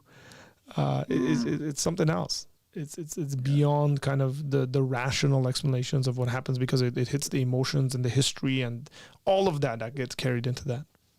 Well, it's like Jesus, you know, we're not doing blood for blood anymore. We're not doing eye for eye. We're not doing tooth for tooth. You know, we're going to pray for those that persecute us, and uh, we're going to do something different. And that's what they need. They grew up. The people that surround me in these lands here, they grew up with a blood for blood, eye for eye, tooth for tooth. And for somebody to actually say, "Hey, um, I hated you. I had this, our family, our people, this, but let me just say on my behalf, this is how I forgive you." And if you could do that as an individual, I think that just that they've never even seen that, not even their own families. The families are so chaotic. I mean, it's, you know, so seeing somebody that's supposed to be the enemy person coming to them and wanting to take a step forward for a relationship, not for the sake of a relationship and let's hang out and be friends, but because there's a genuine desire for this Turk or this Kurd to come to know who Jesus is and what the gospel is and how that gospel is applied to them and can set them free and that can offer them forgiveness and that for their sins. I mean, that's the thing that we're looking Yeah. for. Yeah. Yeah. Amen. Hey, are you still involved with people visiting Armenia and touring and going various places? Is that I am. I do. So like we have, you know, this the month of June. We've got people coming from all over Texas and Panama, all over the United States. It'll be their first time here. I actually just toured a woman, and I had a whole. I'm here in Agarok, right? We had 20 people here. We had 20 people. About I think 15 of them is their first time in Armenia. All Americans, wow? African American woman from Ohio, and they had a blast. One of the girls said, "This is the best thing that's ever happened in my life since I became a Christian." I mean, she's like, the two highlights was me becoming a Christian and me visiting Armenia. I mean, Wow. yeah, yeah, yeah, yeah. No, no, so people just love coming here. It's like a second pilgrimage for Christians. Everybody goes to Israel. I'm like, that's cool. It is awesome. But, you know, come where the land of Noah is. I mean, we've got some great Yeah. Christian history here and lots of things related to the Bible. So all people got to come. Is that an open invite? What website can they visit for that? So yeah, it's thetravelarc.net, thetravelarc.net. I'm Okay. pretty sure that's what it is. Yeah, we'll drop that in And the description box. yeah, yeah, yeah, yeah. Well, it's late for you. What time is it? I don't know, man. What time is it in California? I'll tell you. It's 2:50.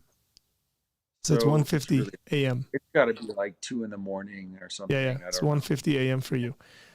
I want to thank you, man, because this was last minute. We had a change in plans, and then it worked out really well.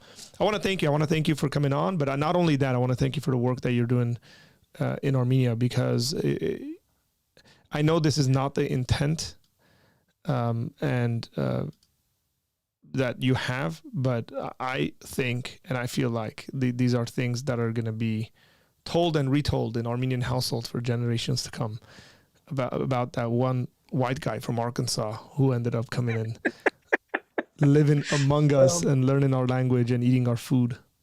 Well, I just hope people love Jesus more. That's more Amen. and do it more. Well, that's what generationally will be told. As we go,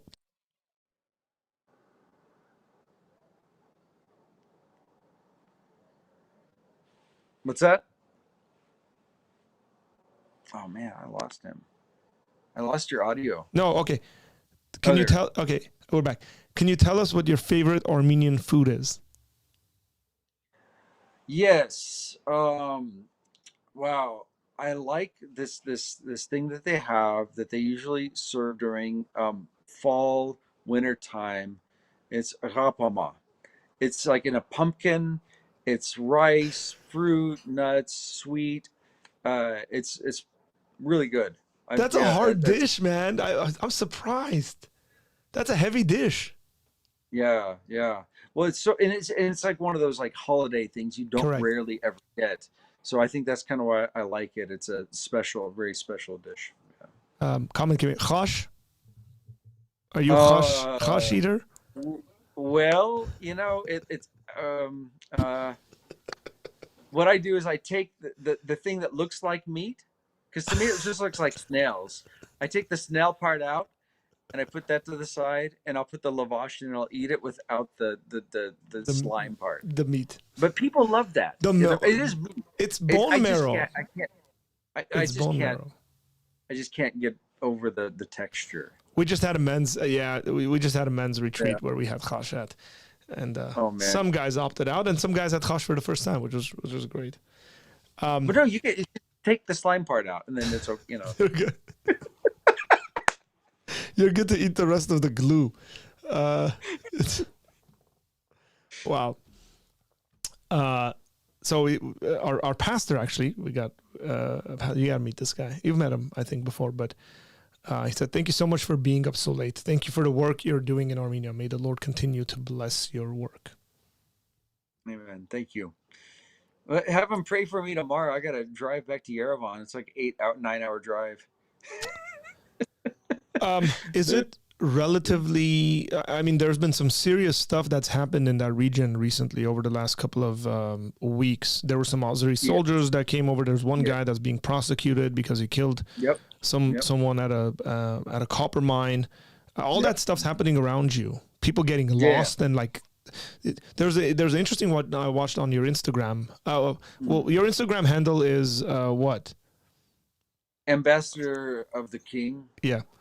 So go follow him because he puts these really cool. He's been doing this series on the borders, but one of them was he said some guy got lost and knocked on some Armenian home from Nakhichevan and then said, "I'm hungry." Yeah. And then the Armenians fed him. That's so that is so Armenian.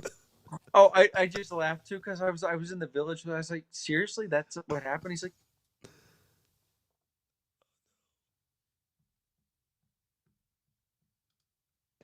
I'm like, I don't know, I don't get this, but whatever. Yeah, it's just hilarious, man. But there's been some. You're frozen for some reason. Let's see.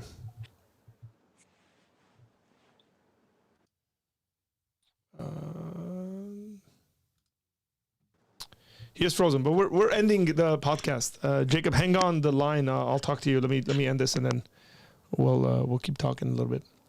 Well, I hope this has had its serious moments in a conversation. I think it has, and it's also had its kind of funny anecdotal stuff. I hope that you've learned quite a bit about that region of the world, the history of it, the serious nature of religious conflict, ethnic conflict. And at the end of the day, I firmly believe this, and I think so does Jacob, that the real solution to this issue, I think, is Jesus. That is pretty evident in my mind and in my heart, and I think that is very evident in Jacob's heart as well. Hang on, people were like, "We jinxed it." Okay, he's back. Hey, I don't know what happened. Yeah, Sorry it's about okay. So you cut off when you were talking about that village, and you said, "Seriously, is that what happened?" Yeah. That's what I asked the villagers in there. And that's what the guy wanted. He wanted to eat. I was like, okay. And so we fed him. Yeah.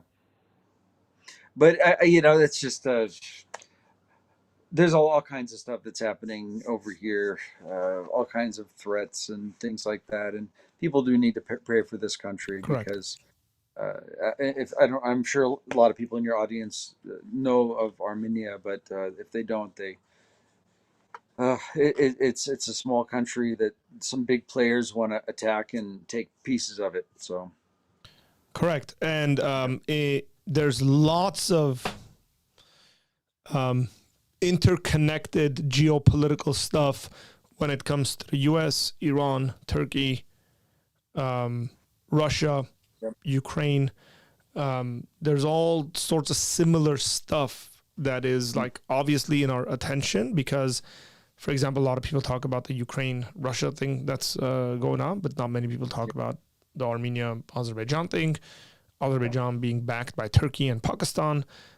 So there's a lot of things to pray for, ultimately for God's will to be done. But we pray for peace in that region because at the end of the day, I think the gospel really goes forth when there is peace, when there's relative peace and people can freely move around and interact with each other, it's going to impact future generations in great ways.